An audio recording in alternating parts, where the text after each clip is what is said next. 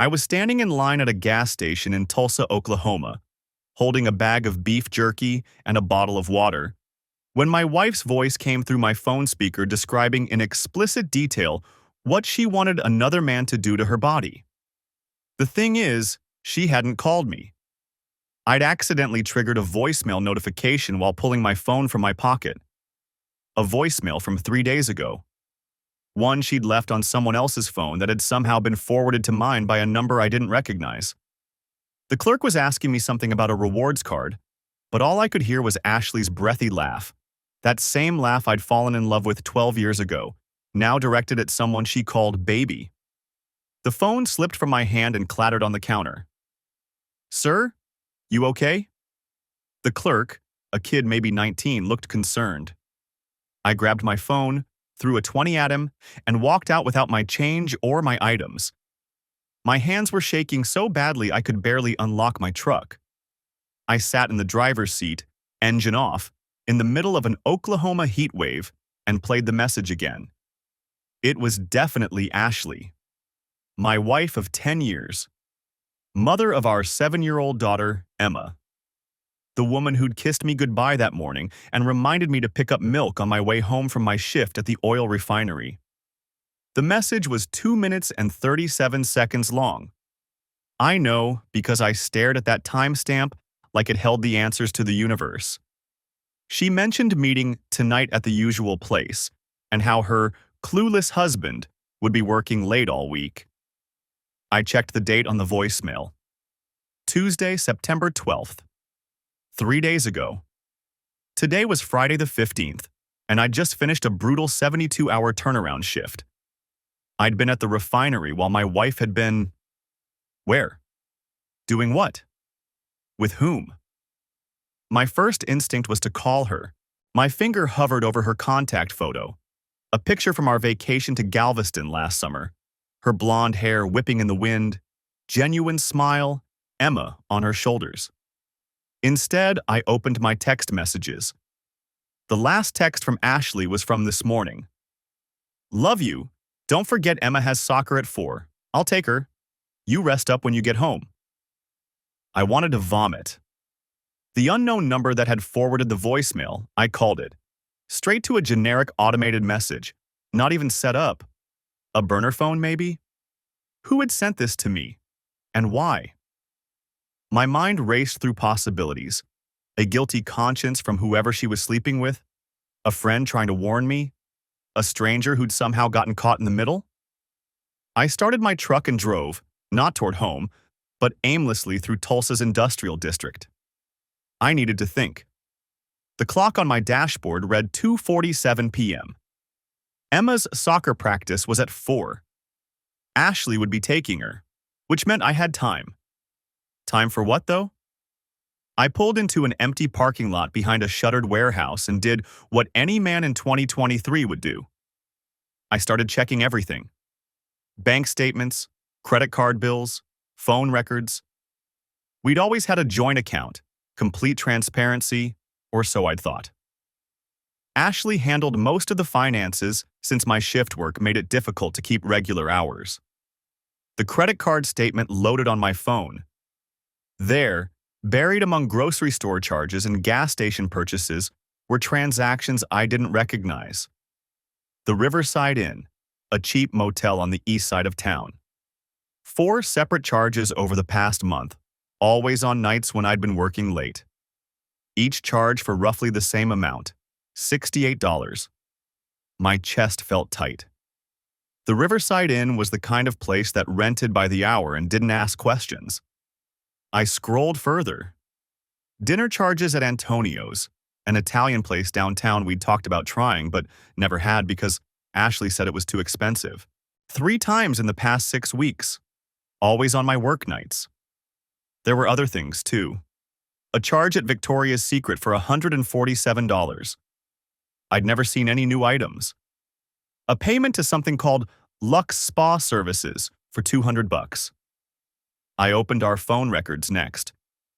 We were on a family plan, so I could see everything. Ashley's number showed dozens of calls and texts to one number in particular. The calls were usually short, under 5 minutes, but frequent. Multiple times a day. The texts were constant, sometimes 20 or 30 in a single day. I didn't recognize the number. It had a 918 area code, local to Tulsa. My hands had stopped shaking. Something cold and analytical had taken over, pushing down the rage and hurt into a small, compressed ball in my chest. I'd deal with the emotions later. Right now, I needed information. I called my supervisor at the refinery, a guy named Tom who'd been there 20 years. Tom, I need to ask you something. Those overnight shifts I've been pulling, did you notice anything weird about the scheduling? Tom was quiet for a moment. Weird how? Like, was I specifically requested for nights? Or was it random rotation? Another pause. Now that you mention it, Ashley called me about 6 weeks back. Said you were trying to save up for a down payment on a new house. Asked if there were extra night shifts available. I thought I was doing you a favor, man. Gave you every overnight I could. The cold ball in my chest grew colder. She called you directly? Yeah. Is everything okay, David? Everything's fine, I lied. Thanks, Tom. I hung up. Ashley had orchestrated my absence. She'd created the opportunity for her affair by ensuring I'd be gone as many nights as possible. This wasn't some spontaneous mistake or moment of weakness. This was calculated, planned. The question now was, what was I going to do about it? The National Museum of American History sits on the National Mall like a monument to everything I thought was permanent. I'm standing in the entrance hall, looking at my ticket, a birthday gift from Ashley 2 months ago. You never take time for yourself, she'd said, kissing my cheek. Go explore. I'll handle everything here. I should have known then. Ashley doesn't give gifts that benefit me. The security guard at the information desk is maybe 30. Dark hair pulled back tight. Name tag reading Vanessa Ortiz. She's looking at her phone, then at her computer screen, then back at her phone with an expression I recognize. The same one I wore 3 days ago in that gas station parking lot. Excuse me, I say, approaching the desk. I'm supposed to meet someone for a tour? She looks up and I see it. Red eyes, the careful makeup that doesn't quite hide she's been crying. Name? David Patterson. My wife arranged it with one of the curators. Keith Brennan? The change in her face is immediate. Her jaw tightens. Keith Brennan. Yeah, is there a problem? She laughs, but there's no humor in it. You could say that. She glances around the mostly empty entrance hall, then leans forward. Your wife. Blonde, about 5'6", really friendly? My chest gets tight. You've seen her? 3 times in the last month. Always after hours, always with Keith. Vanessa's voice drops lower. I work the evening shift sometimes. The security logs show everything. Which doors open when, how long people stay in each gallery, museum policy, in case something goes missing. I pull out my phone, show her Ashley's photo from last Christmas.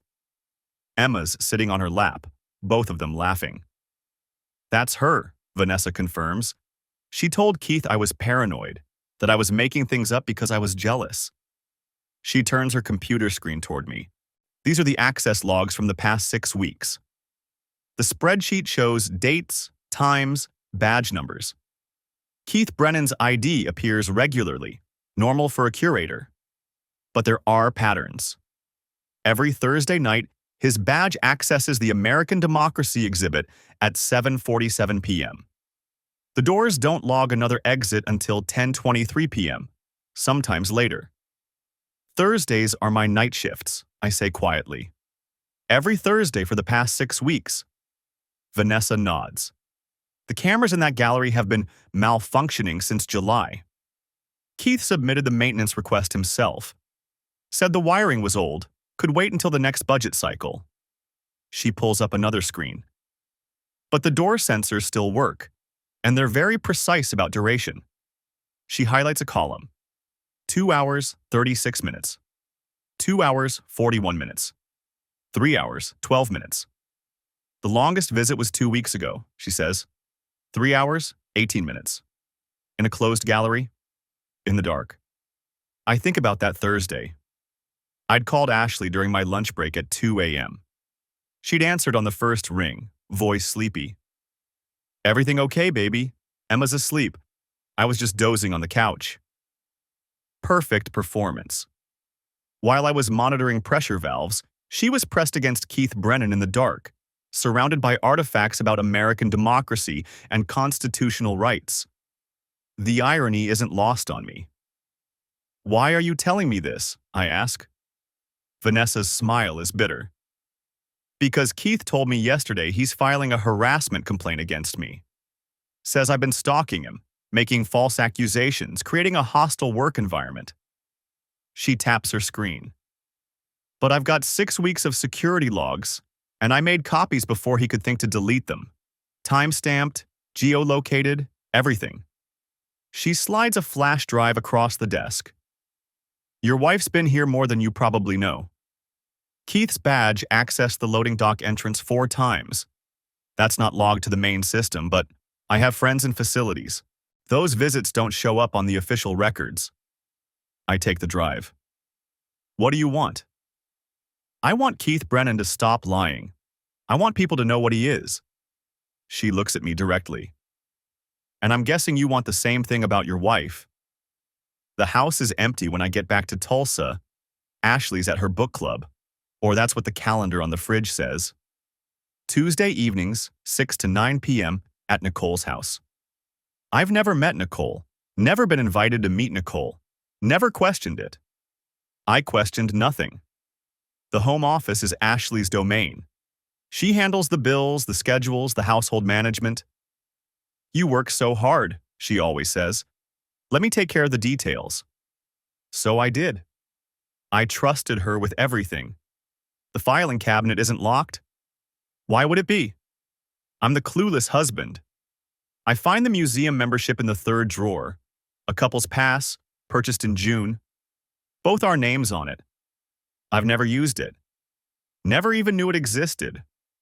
But Ashley's used it 7 times according to the visit log stapled to the welcome packet. 7 visits to various Smithsonian museums, all on my night shifts. The printer in the corner is a nice one, better than we need for printing Emma's homework. I plug in Vanessa's flash drive and start printing. The security logs come out in crisp, official detail. Museum letterhead, timestamps, badge numbers cross-referenced with names. I print every Thursday for the past 6 weeks, then the loading dock entries, then the email chain Vanessa included. Keith Brennan requesting the camera maintenance, Keith Brennan approving the delay, Keith Brennan signing off on extended evening access for catalog research. I frame them. We have a wall in the hallway. Ashley calls it her gallery wall. Pictures of our family, Emma's artwork, inspirational quotes in expensive frames. Live, laugh, love in brushed silver. Home is where the heart is in distressed white wood. I take them all down. In their place, I hang the security logs. Each Thursday gets its own frame. Black mat, museum quality, the kind Ashley special orders online. I arrange them chronologically, perfectly spaced, with little brass plaques underneath showing the dates. September 7th, 2 hours, 36 minutes. September 14th, 2 hours, 41 minutes. September 21st, 3 hours, 12 minutes. The loading dock entries go in smaller frames, arranged in a cluster. The email chain gets the place of honor. Center position, largest frame, right where home is where the heart is used to hang. I step back and look at my work. It's perfect. Museum quality curation. Ashley should appreciate the aesthetic. The front door opens at 9:17 p.m. I'm sitting in the living room, lights off, waiting. David? Ashley's voice carries that slightly annoyed edge she gets when things aren't where she expects them. Why are all the lights off? Where's Emma? Emma's at your mother's. Sleepover. She appears in the doorway, backlit from the hall. Why didn't you tell me? I would have... She stops. She's seen the wall. I turn on the lamp beside me. What? She moves closer, and I watch her face as she reads the first frame. Then the second. Then the third. It's a new exhibit, I say. I'm calling it After Hours, an exploration of contemporary infidelity. What do you think? I tried to match your aesthetic. Museum-quality frames, proper lighting, chronological arrangement.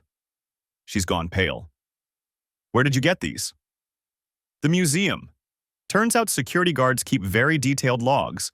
Timestamps, badge access, duration of visits. I stand up, walk to the wall. This one's my favorite. September 21st. 3 hours and 12 minutes in a dark gallery. That's dedication to cultural enrichment. This is insane. You can't what? Display evidence in my own home? I thought you'd appreciate the presentation. You're always saying I don't understand art. Her hands are shaking. Who gave you these? They're confidential museum records. They can't just... Vanessa Ortiz sends her regards. She's the security guard whose life Keith Brennan is trying to ruin because she noticed the same patterns I did. I tap the frame with the email chain. She's got copies of everything. Time-stamped, backed up, ready for Keith's harassment hearing. Ashley's crying now, but I feel nothing. David, please. It's not what you think. It's exactly what I think. You scheduled my night shifts. You bought a couple's membership to museums I've never visited. You spent 3 hours in the dark with Keith Brennan while I was working 72-hour turnarounds so we could save for a house. I move closer. Every detail, every lie, perfectly curated. What are you going to do? I smile, and I know it doesn't reach my eyes. I'm going to let you sit with this exhibit for a while. Really take it in. Appreciate the craftsmanship. Then I grab my keys and walk out, leaving her standing in front of her gallery wall, surrounded by the evidence of everything she thought I'd never find. The flight to D.C. leaves at 6:15 tomorrow morning. I book it sitting in my truck outside Emma's soccer practice, watching her run drills through the chain-link fence. One-way ticket. Returns flexible because I don't know how long this'll take. Ashley thinks I'm pulling a double shift this weekend. Told her Tom called in a favor, emergency maintenance on the catalytic cracker. She didn't even look up from her phone when I mentioned it, just said okay and went back to texting. Probably texting him. I've got Vanessa's security logs printed and organized in a 3-ring binder. 47 documented instances of Keith Brennan and Ashley Patterson entering restricted gallery spaces after hours. Timestamps, door access codes, duration of visits. Vanessa included notes on some of them. Lights off in American Presidency Gallery 47 minutes. Storage room B accessed, no official reason logged. The couple's membership cards in my wallet, Ashley Patterson and Keith Brennan, printed right there in black and white. Emma scores a goal and I clap automatically, but my mind's already in Washington. Already walking through those museum halls where my wife spent God knows how many afternoons pretending she was visiting her college friend Melissa. Melissa, who doesn't exist. I checked. Called the number Ashley had saved under that name. Disconnected. Searched Facebook, Instagram, LinkedIn. No Melissa Winters from Ashley's college. No Melissa anything that matched the stories. Just Keith. Always Keith. The museum opens at 10. I'm there at 9:50, standing on the steps of the National Museum of American History with my binder and a plan that's probably going to get me arrested. Vanessa meets me at the staff entrance like we arranged. She's in her uniform, radio clipped to her belt, looking nervous. You sure about this? She asks. Completely. She swipes her badge and we're in. The back corridors smell like old paper and climate control. We pass storage rooms and offices, her walking fast, me keeping pace. Keith's in his office until 11, she says. Then he's got a donor meeting. That gives us maybe an hour before things get complicated. Where's the American Presidency Gallery? 3rd floor. But David, that's where they went most, right? According to your logs. She stops walking. Yeah, but what exactly are you planning to do? I open the binder, show her the labels I printed last night. Professional museum quality tags, same font and format as the real exhibit labels. I made 24 of them. Adultery artifact, the first one reads. Display case utilized for extramarital encounters, September 2023.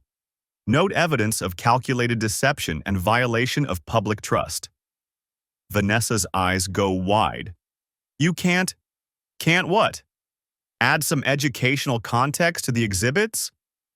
Thought that was what museums were for. They'll remove them immediately. Sure, but not before people see them. Not before someone takes pictures. Post them online. I pull out another label. And not before Keith Brennan has to explain to his supervisors why someone's documenting his after-hours activities. She's quiet for a moment. Then a small smile crosses her face. Storage room B is on this floor. That's where they went when the galleries were too risky. Show me. Storage room B looks like every institutional storage space I've ever seen. Metal shelving units, archival boxes, the smell of preservation materials. There's a small desk in the corner with a rolling chair. I attach the first label to the desk. Double-sided tape, same kind museums use. Won't damage anything, but won't come off easy either. Site of betrayal, it reads. Desk utilized by curator Keith Brennan for personal activities during work hours, violating museum policy and marriage vows. Documented evidence available upon request. Vanessa watches me work. He's going to know it was me who gave you access. No, he's going to know it was someone who had access to security logs. Could be anyone in your department. Could be IT. Could be someone from administration who finally looked at the access records. I attach another label to a shelving unit. You've got plausible deniability.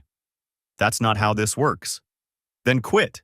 You said yourself he's trying to get you fired anyway. At least this way you go out making a point. She doesn't argue, just leads me to the third floor. The American Presidency Gallery is bigger than I expected. Display cases full of artifacts, interactive screens, a whole section on the White House. It's empty this early, just us and the historical weight of the place. I move methodically, attaching labels to cases, walls, benches.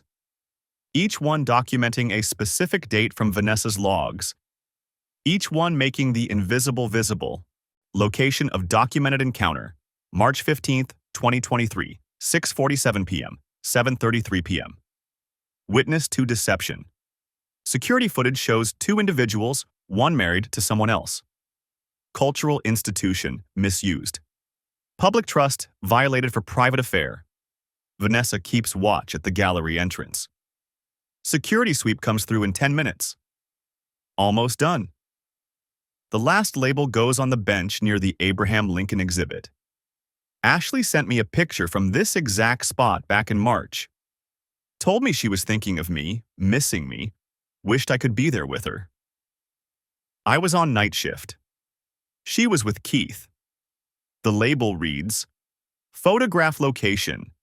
Site where Ashley Patterson documented false narrative for unsuspecting husband while engaging in extramarital affair with museum curator. Evidence of calculated manipulation. We need to go, Vanessa says. But I'm not finished. I pull out the red paint marker I bought at the art supply store this morning. Permanent.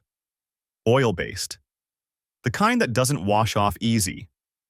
On the glass of the display case, I write in neat block letters. Adultery artifact. David, that's vandalism. Yeah, it is. I do 3 more cases before Vanessa physically pulls me toward the exit. We're back in the staff corridors when I hear voices, footsteps. She shoves me into a janitor's closet and I stand there in the dark, smelling cleaning supplies, listening to museum staff walk past discussing their morning meetings. When it's clear, we move fast. Down the back stairs, through the maze of corridors, out the staff entrance into the cold October air. You're insane, Vanessa says, but she's almost laughing. Probably. They're going to find those labels in the next hour. The paint's going to take professional restoration to remove. Keith's going to lose his mind. Good. She checks her watch. I need to get back before my absence gets noticed.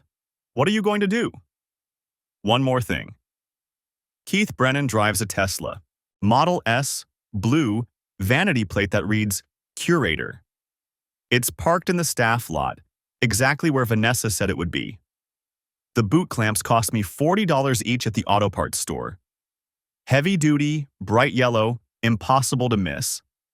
I attach them to both front wheels, making sure they're Loctite. Then I put the note on his windshield, printed on museum letterhead that I may have borrowed from Vanessa's printer. Your vehicle has been immobilized due to violations of institutional trust and personal integrity. For removal, please contact David Patterson regarding security log discrepancies and unauthorized after-hours activities. Evidence has been forwarded to appropriate parties. I include my phone number.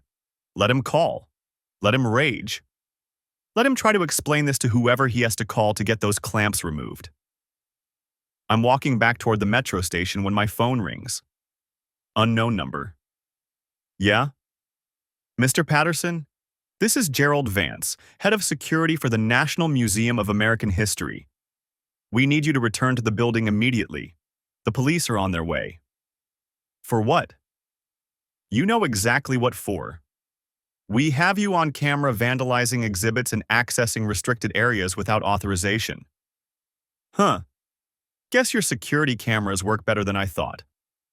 Funny how they caught me, but somehow missed all those after-hours visits by your curator and his girlfriend. Silence on the other end. I'll be at my hotel, I say. The police can find me there if they want to chat. I've got some documentation they might find interesting. I hang up. My phone immediately rings again. Ashley this time. I let it go to voicemail. Then it rings again. And again. Keith must have called her. Told her what happened. Now she's panicking, trying to do damage control, trying to figure out how much I know.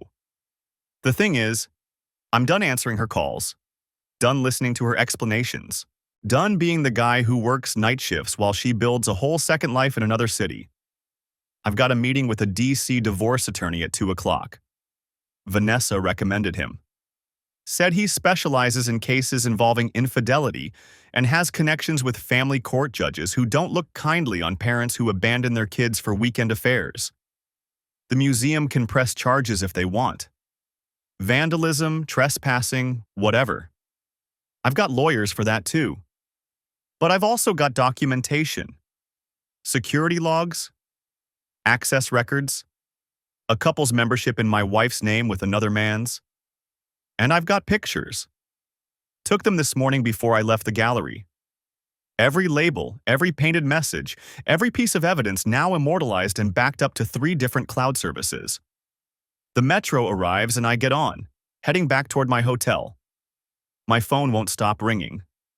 I turn it off and watch Washington pass by outside the window, thinking about Emma and what I'm going to tell her, and how sometimes the only way to guard what matters is to stop guarding what doesn't. The museum security office smells like burnt coffee and floor wax. I'm sitting in a plastic chair that's probably older than my marriage, watching 2 Metropolitan Police officers compare my driver's license photo to my face. The younger one keeps glancing at his body camera, like he's worried it might miss something important. Mr. Patterson? The older cop, Officer Daniels according to his nameplate, sets my license on the desk between us. You want to tell us why you decided to redecorate the National Museum of American History?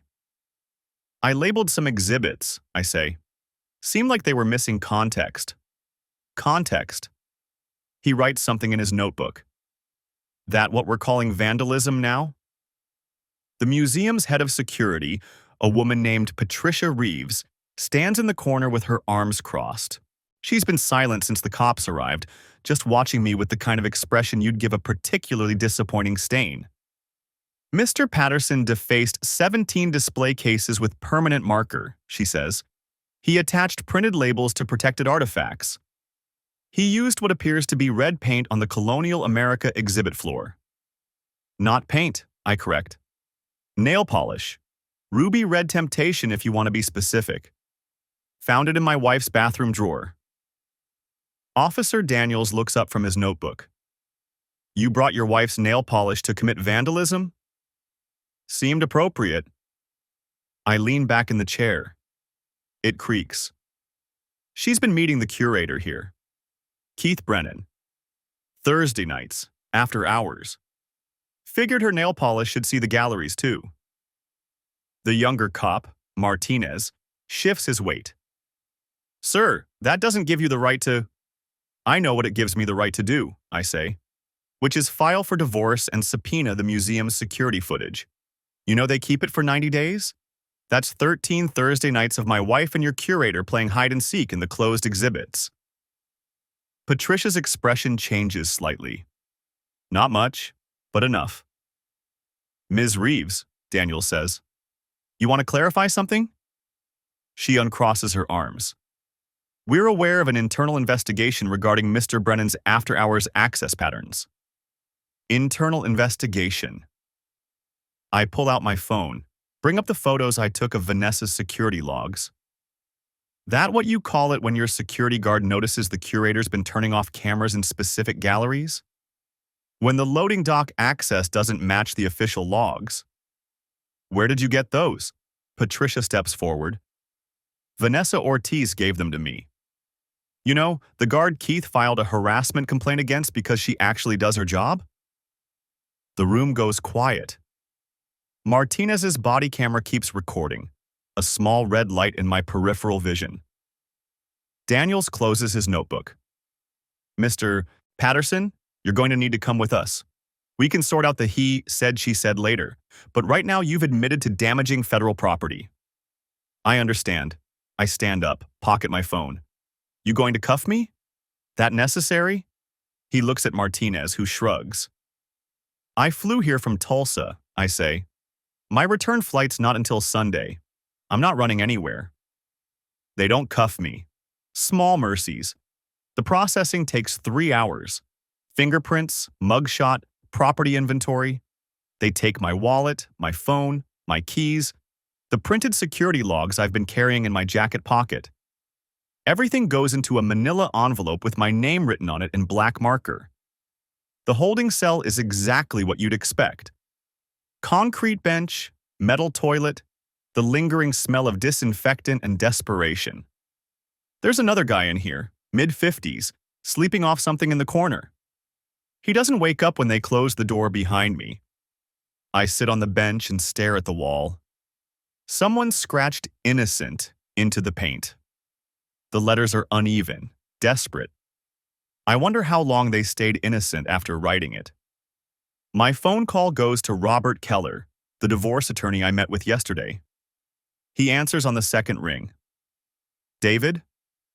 I'm at the 2nd District Station, I say. They're charging me with destruction of federal property.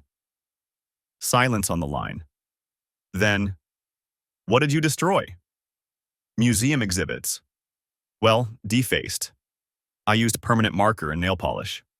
Jesus Christ, I hear him moving, papers rustling. How much damage? 17 display cases, some labels. Red nail polish on the floor spelling out dates and times. More silence. Dates and times of what? The affair. Every Thursday night Keith and Ashley met at the museum. I documented it. In nail polish. In ruby red temptation, I say. My wife's favorite shade. Robert exhales slowly. Okay, listen carefully. Don't say anything else to anyone. Not the cops, not your cellmate, not the guy mopping the floor. I'm calling a criminal defense attorney I know here in D.C. Her name's Jennifer Yates. She'll be there within the hour. I can't afford 2 attorneys. You can't afford not to have one right now.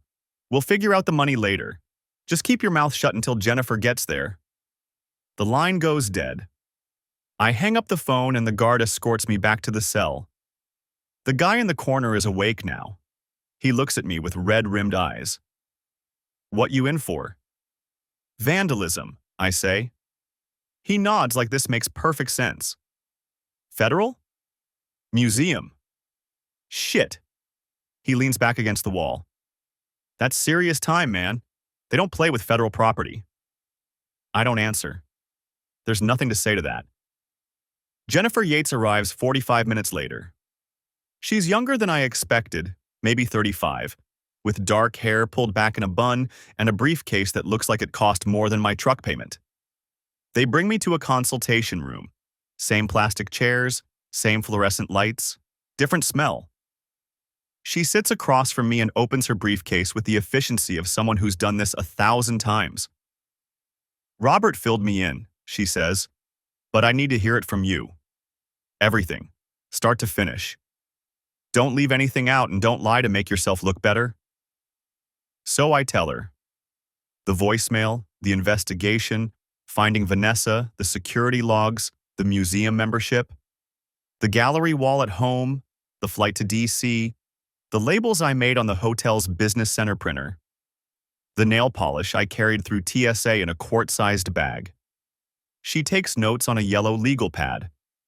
Her handwriting is small, precise. The boot clamps on the curator's car, she says. Where'd you get those? Ordered them online, 2-day shipping. They still on the car? Far as I know. She writes something else. And the security guard, Vanessa Ortiz. She gave you the logs voluntarily? Yes. Did you ask for them or did she offer? I think back to the museum cafeteria, Vanessa sliding the folder across the table. She offered, said she was tired of watching Keith get away with it. Good. Jennifer flips to a new page. Here's where we are. Federal vandalism carries up to 10 years and a fine of up to $250,000. That's the maximum, and you won't get that. But the prosecution will use it to scare you. My chest tightens. 10 years. Emma would be 17. However, she continues, you've got some factors in your favor. First offense, you flew here specifically because of documented evidence of an affair involving a federal employee misusing government property. You didn't destroy anything irreplaceable. Permanent marker comes off with the right solvents. Nail polish can be cleaned. You're cooperative. You're employed. You've got a minor child. What's that mean in real terms? In real terms? She sets down her pen. Probably a plea deal. Misdemeanor destruction of property, restitution for cleaning costs, probation, maybe community service. No jail time if we play this right. And if we don't play it right, then you're looking at felony charges, possible jail time, and losing any advantage in your divorce. She leans forward. So we play it right. First thing tomorrow, I'm going to talk to the prosecutor. We're going to emphasize the affair, the museum's internal investigation, the security guard being retaliated against. We make this about a wronged husband who went too far, not a vandal with malicious intent. What about Keith, Ashley? What about them? Do they face any consequences? Jennifer's expression doesn't change. That's not my job. My job is keeping you out of prison and minimizing the damage to your life. Robert's job is getting you the best divorce settlement possible. Keith and Ashley's consequences are their own problem. She's right, but it still tastes bitter. When can I get out of here? Arraignment's Monday morning. You'll be held over the weekend unless we can get you in front of a judge sooner, which is unlikely. I'll push for release on your own recognizance. You're not a flight risk. You've got ties to Oklahoma. You've got a daughter. They'll probably agree. Monday morning, 72 hours in holding. My daughter, I say. She's with my parents right now. They think I'm on a business trip. Call them when you get your phone back. Tell them the truth or tell them it's extended, your choice. But don't mention the charges until after arraignment. She packs up her briefcase, stands. Get some rest. Monday's going to be a long day. After she leaves, they move me to a different cell. This one's got 3 other guys. 1 sleeping, 2 playing cards with a deck that's missing the 7 of diamonds. Nobody asks what I'm in for. I lie on the bench and stare at the ceiling. Someone stuck a piece of gum up there. It's been there long enough to turn gray. 72 hours. Emma's soccer game is tomorrow afternoon. I promised I'd be there. I close my eyes and try not to think about the look on her face when I don't show up. The holding cell at the DC Metropolitan Police Department smells like industrial cleaner and desperation. I've been here 6 hours, sharing a bench with a guy who keeps muttering about parking tickets and another who won't stop staring at the ceiling. My phone's long gone, confiscated along with my wallet, belt, and shoelaces. The fluorescent lights buzz overhead, the same frequency as the ones at the refinery during night shift. I keep replaying Vanessa's face when they led me out in cuffs. She'd been standing near the museum entrance, still in her security uniform, watching federal officers load me into their vehicle. She didn't look surprised. Didn't look sorry either. Just gave me this small nod, like we'd completed some transaction neither of us fully understood. The attorney my company's legal insurance provides shows up around 9 p.m. His name's Gerald Peck, and he's wearing a suit that probably costs more than my truck payment. He sits across from me in the interview room, spreading documents across the metal table with practiced efficiency. Mr. Patterson. He doesn't offer his hand. I've reviewed the charges. Federal vandalism, criminal trespassing, destruction of government property, and unlawful restraint of a vehicle. The museum's pressing everything they can. How long? Maximum? 10 years federal, though that's unlikely. The nail polish comes off with acetone, and your custom labels didn't use permanent adhesive. The boot clamps cause no damage. First offense, employed, family man. We're looking at a plea deal. Probably supervised probation, restitution, community service. Restitution for what? I didn't break anything. Gerald adjusts his glasses. Security response, cleaning crew overtime, replacement of exhibit materials as a precaution. They're calculating damages now. Could be anywhere from 5 to 15,000. The number sits heavy in my chest. That's the house down payment. The money I saved while she was spending hundreds on motel rooms. There's something else.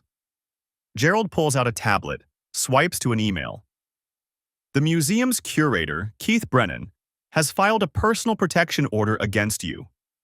Claims you represent a credible threat to his safety based on the boot clamps and your knowledge of his vehicle. I lean back in the metal chair. He's scared. He should be. You flew across the country to vandalize his workplace and trap his car. From a legal perspective, that demonstrates premeditation and specific targeting. Gerald's expression doesn't change. From a divorce perspective, it demonstrates you have evidence of his relationship with your wife. The security guard gave me access logs. Vanessa Ortiz. Yes, she's already been terminated. The museum's claiming she violated privacy protocols by sharing internal security data with an unauthorized individual. She's retained her own attorney. He pauses. She's also willing to testify in your divorce proceedings about what she observed between Mrs. Patterson and Mr. Brennan. Something loosens in my chest. She'd do that? She's already lost her job. Might as well make it count. Gerald closes the tablet. Here's what happens next. You'll be arraigned tomorrow morning. I'll enter a not guilty plea, request bail. Given your employment and ties to Oklahoma, you'll likely be released on personal recognizance with travel restrictions. You'll need to surrender your passport. Don't have one. Even better. The prosecution will offer a plea within 2 weeks. We'll negotiate the restitution down, push for deferred adjudication. You'll do community service, probably at a local museum in Tulsa. Ironic, but manageable. And Keith? Gerald's expression shifts slightly, almost a smile. Mr. Brennan's having a difficult week. The museum's conducting an internal investigation into his after-hours access patterns. Apparently, your labels weren't the only thing security noticed. Multiple employees have come forward about his habit of private tours with attractive visitors. He's done this before. Extensively. Your wife wasn't special, Mr. Patterson. She was convenient. He gathers his documents. The museum wants this quiet. Federal charges against a wronged husband create sympathy. They'll push for a quick plea, minimal publicity. You'll take the deal, serve your probation, and go home to file for divorce with documentation most attorneys only dream about. The door opens. A uniformed officer gestures to Gerald. Your arraignment's at 9 a.m. Try to sleep. He stands, briefcase in hand. And Mr. Patterson? Next time you want revenge, stick to legal channels. Cheaper and less dramatic. They release me at 10:30 the following night. Bail set at $5,000, posted by my refinery's Employee Assistance Fund. I sign documents I barely read, collect my belongings from a plastic tub, and walk out into DC's humid September air. My phone has 43 missed calls, 18 from Ashley, 12 from numbers I don't recognize, 6 from my supervisor, 3 from my mother, 2 from Emma's school, 1 from Tom, my shift lead, with a voicemail that just says, "Call me when you can, brother." I don't call anyone. Instead, I take the metro to my hotel, a different one since the museums banned me from the area within 2 blocks of the National Mall. This place is near Reagan National, cheaper, with paper-thin walls and a view of the parking garage. The room smells like cigarettes someone tried to cover with air freshener. I sit on the bed and finally listen to Ashley's messages. The first 3 are angry, demanding to know where I am, why I'm not answering, whether I've lost my mind. Her voice has that edge it gets when Emma tracks mud through the house or forgets her homework. Messages 4 through 8 shift to worried. She's called my supervisor, called Tom. Nobody knows where I am. Is this about the voicemail? Can we please just talk? Messages 9 through 15 are panicked. The museum called. Keith called. The police called. What did I do? What was I thinking? She needs me to call her right now. The last 3 are quiet, defeated. In the final one, recorded at 6 p.m. today, her voice is barely a whisper. David, I know you know. I know you found out about Keith. I can't explain it in a voicemail. But Emma needs you. Whatever you're doing, whatever this is, she needs her dad.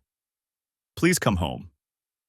I delete all 18 messages and open my email. There's one from Gerald Peck with court documents attached. One from my insurance company about legal coverage limits. One from my supervisor placing me on administrative leave pending resolution of my legal situation. And one from an address I don't recognize, email protected. The subject line reads, "You deserve to know." I open it. Mr. Patterson, you don't know me, but I worked with your wife at the Museum Volunteer Coordination Program 3 years ago. She was training to become a docent before your daughter's schedule made it difficult. I'm the one who forwarded you that voicemail. I've watched Keith Brennan manipulate married women for 5 years. He targets volunteers and visiting professionals, women who are lonely, bored, looking for excitement.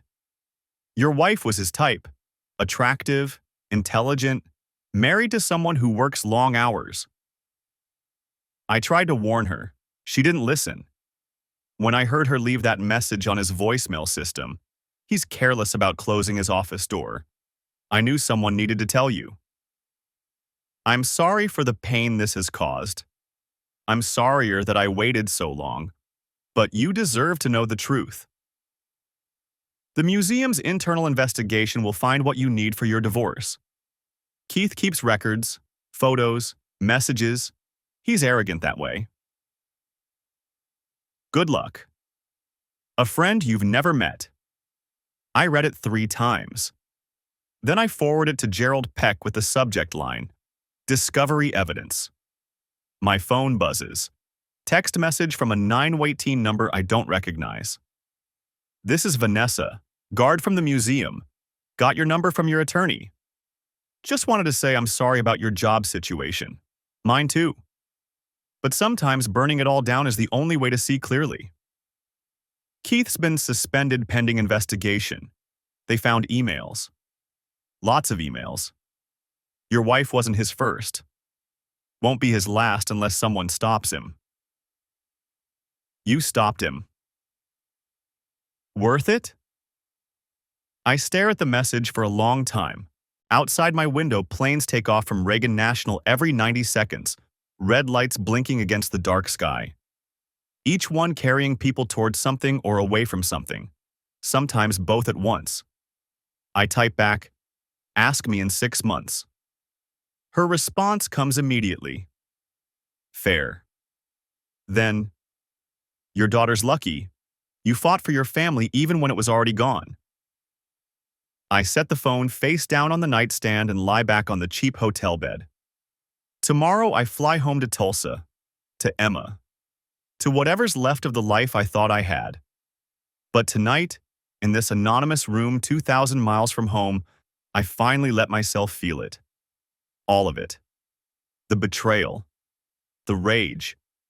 The grief for 10 years that weren't what I believed them to be. And underneath it all, something harder and colder. The satisfaction of knowing that Keith Brennan's career is circling the drain, that Ashley's affair is now documented in federal court records, and that when I walk into divorce court, I'll have everything I need. Vanessa was right. Sometimes you have to burn it all down.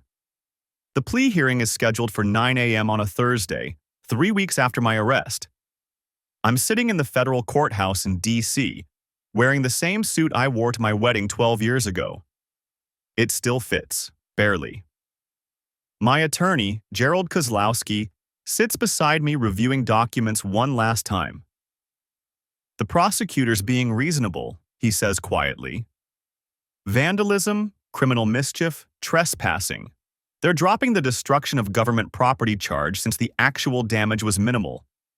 You're looking at 2 years probation, 300 hours community service, and restitution of $42,000. $42,000. The museum's estimate for restoration, security review, and lost revenue during the closure of affected galleries. I'd researched the number obsessively. It included specialist conservators checking every artifact I'd touched, new display cases for the ones I'd marked, refinishing the floors where Ashley's nail polish had stained the wood. The restitution can be paid over the probation period, Gerald continues. Monthly installments. And the community service. They'll let you do it in Tulsa. You won't need to stay in D.C. I nod. The refinery's been decent about it. Tom put me on administrative leave pending the outcome, but HR made it clear I'd have a job when this was done. Oil refineries don't care much about federal misdemeanors as long as you show up and don't blow anything up. The prosecutor arrives, a woman named Janet Riley, who looks like she's done this 1,000 times. She shakes Gerald's hand, nods at me without emotion, and takes her seat. The judge enters at exactly 9 a.m. The Honorable Patricia Simmons, according to the nameplate. She's maybe 60, with gray hair pulled back tight and reading glasses on a chain around her neck. "Mr. Patterson," she says after the preliminaries, "I've reviewed the plea agreement. Before I accept it, I want to hear from you. Do you understand what you did?" I stand. Gerald told me this might happen. "Yes, Your Honor." "Explain it to me." I take a breath. I vandalized a federal museum. I damaged property that belongs to the American people. I trespassed after hours and defaced exhibits with permanent marker and paint. I immobilized another person's vehicle with boot clamps. Why? The courtroom is silent. Janet Riley watches me with professional interest. Gerald shifts slightly beside me. "My wife was having an affair with one of the curators," I say. "I wanted to expose it. I wanted everyone to know what they'd done." Judge Simmons looks at me over her glasses. "Mr. Patterson, I've been on this bench for 19 years. I've seen a lot of domestic disputes. Most people file for divorce. They don't fly across the country to vandalize museums." "Yes, Your Honor." "The museum is pressing for maximum restitution. They had to close 3 galleries for a week. They had conservators examine every artifact you touch to ensure no permanent damage. Do you know what some of those artifacts are worth?" "No, Your Honor." "Millions. Some are irreplaceable pieces of American history. You put your hands on a Civil War uniform worn by a Union general. You marked a display case containing letters written by Thomas Jefferson. You used nail polish on floors that are original to the building's 1964 construction. Each word lands like a hammer. I keep my face neutral. What you did was not justice, Mr. Patterson. It was vandalism driven by anger. Do you understand the difference? Yes, Your Honor. She studies me for a long moment. Then she looks at the plea agreement. I'm going to accept this plea with modifications. 2 years probation, 400 hours of community service, and restitution of $42,000. But I'm adding a condition. You will complete an anger management program. 24 sessions, certified provider, at your own expense. And you will have no contact with the museum, its staff, or Keith Brennan for the duration of your probation. Violation of any of these terms will result in immediate incarceration. Do you understand? Yes, Your Honor. Do you accept these terms? Gerald touches my arm lightly. We discussed this possibility. Yes, Your Honor. She signs the order. You're fortunate, Mr. Patterson. The museum could have pushed for jail time. The prosecutor could have insisted on felony charges. You have a daughter who needs her father. Don't waste this opportunity. I won't, Your Honor. We're adjourned. I'm back in Tulsa by Thursday evening. Emma's at Ashley's parents' house. The temporary custody arrangement while the divorce proceeds. I get her every other weekend and Wednesday evenings. Ashley's attorney tried to argue for supervised visitation because of the federal charges, but my attorney shut that down fast. Vandalism doesn't make you a danger to your own kid. The house is exactly as I left it 3 weeks ago. Ashley moved out 2 days after I was arrested, took half the furniture and most of Emma's things.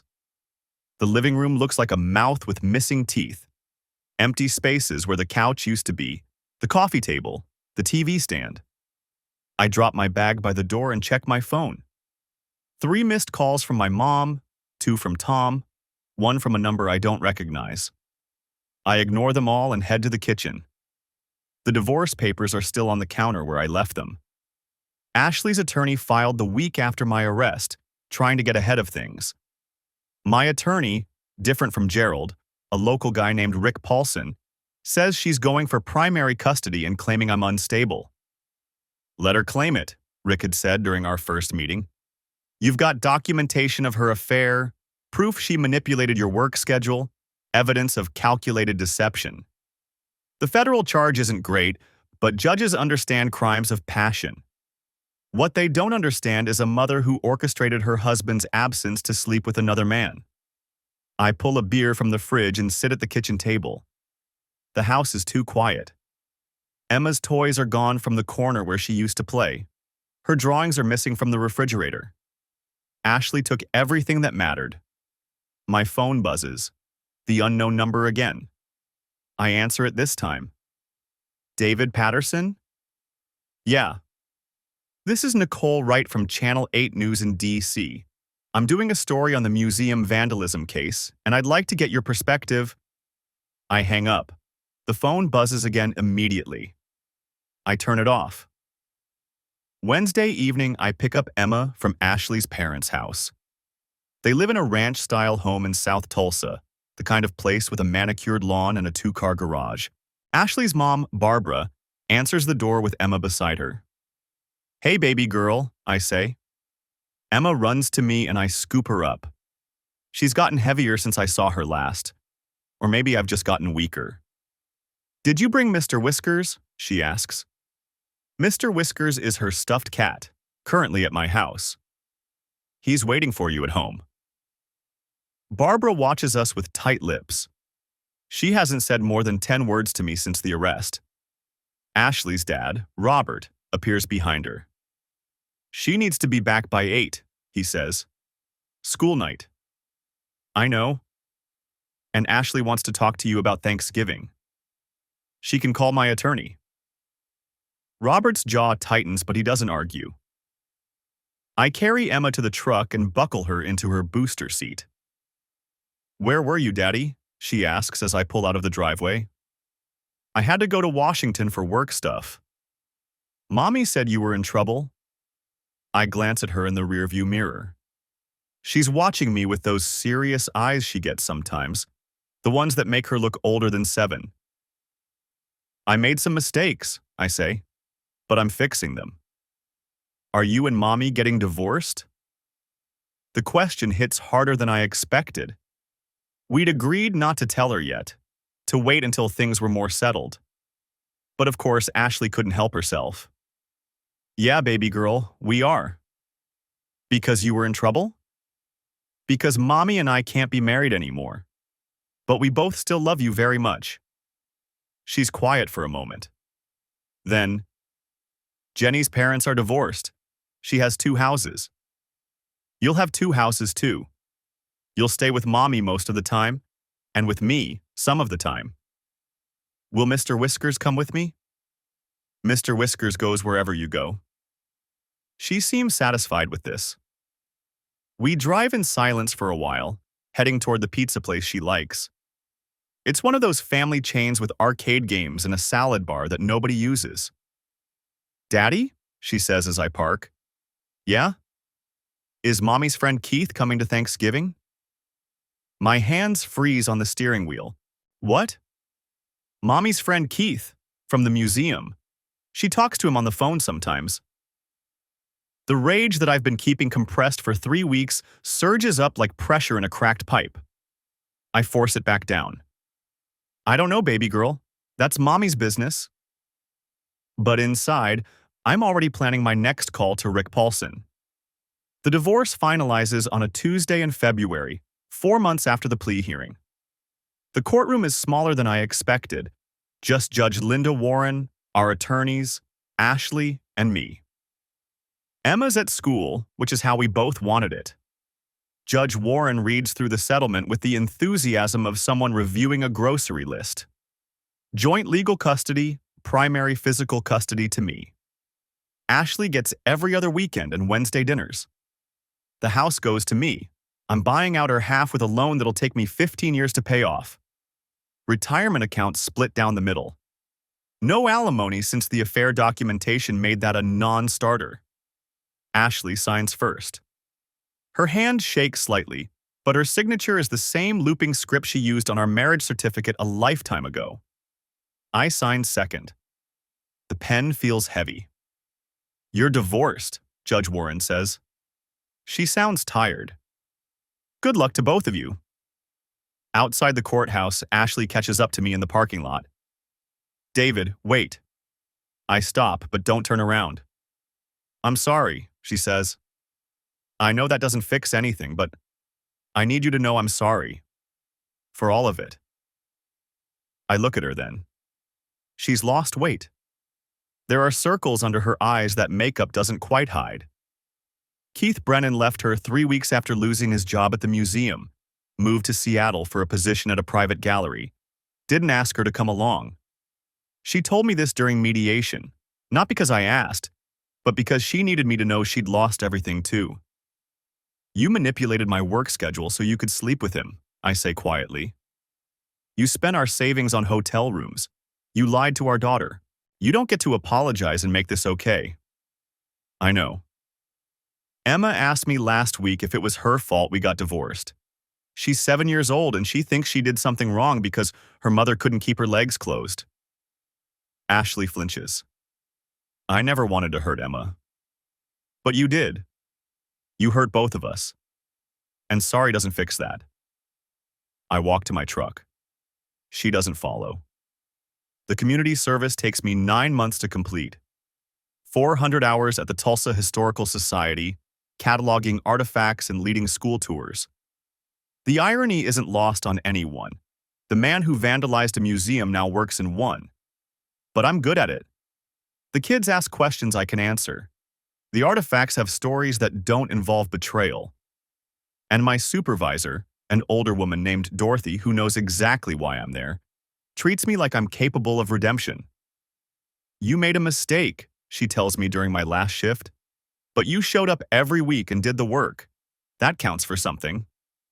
The anger management classes are harder.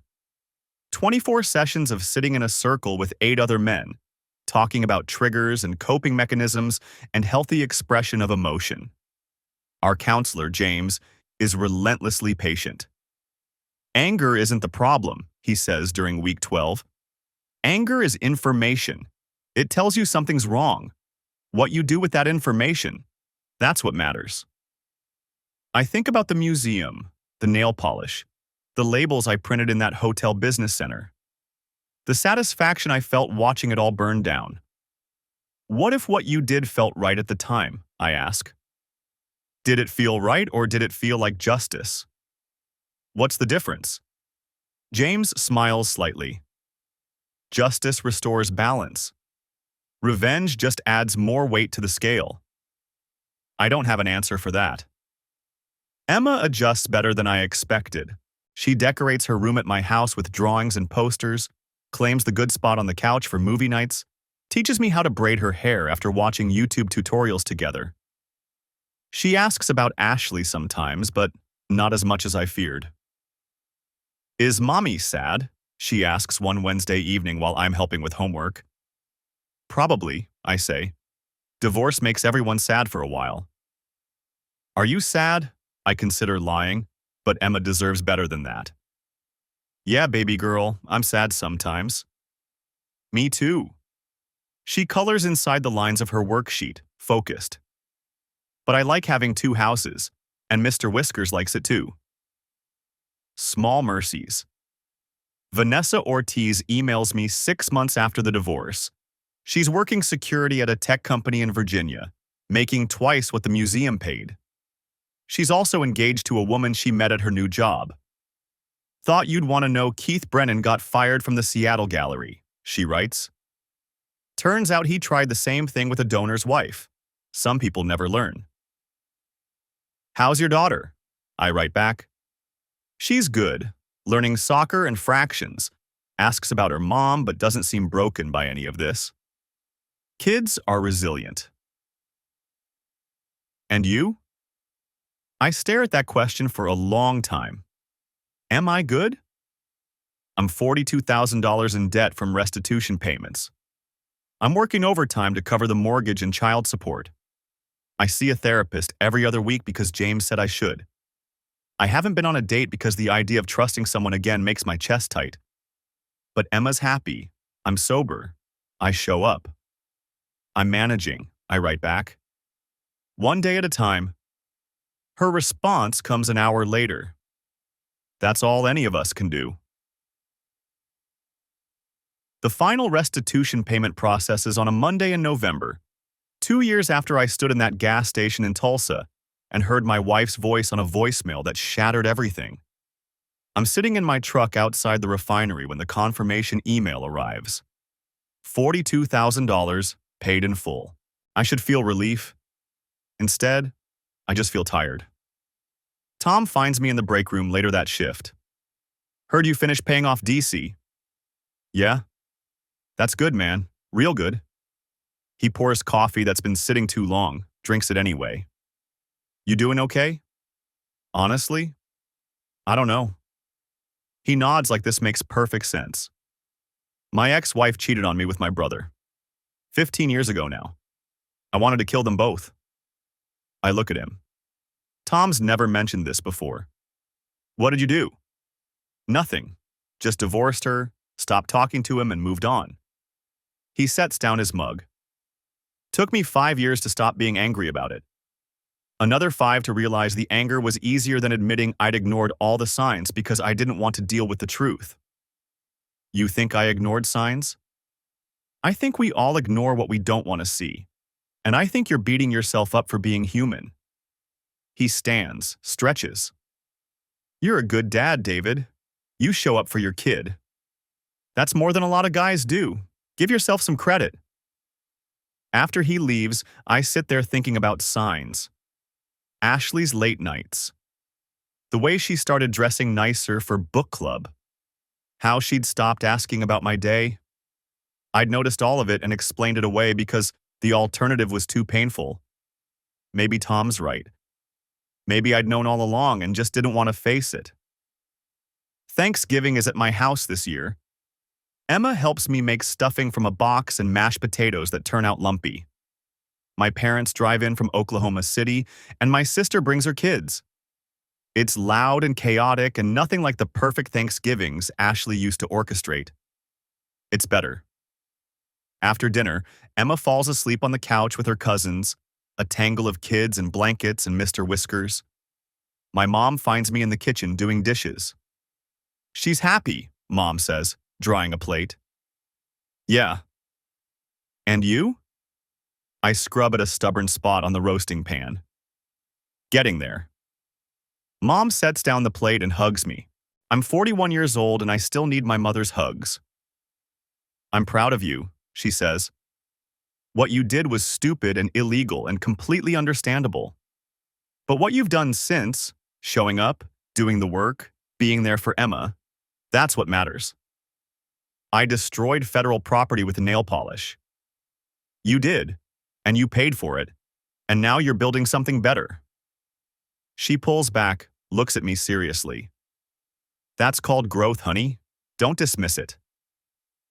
On Christmas Eve, Ashley texts me a photo of Emma opening presents at her apartment. Emma's smiling, holding up a doll she's been wanting.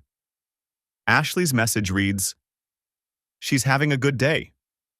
Thank you for being flexible with the schedule." I stare at the message for a long time.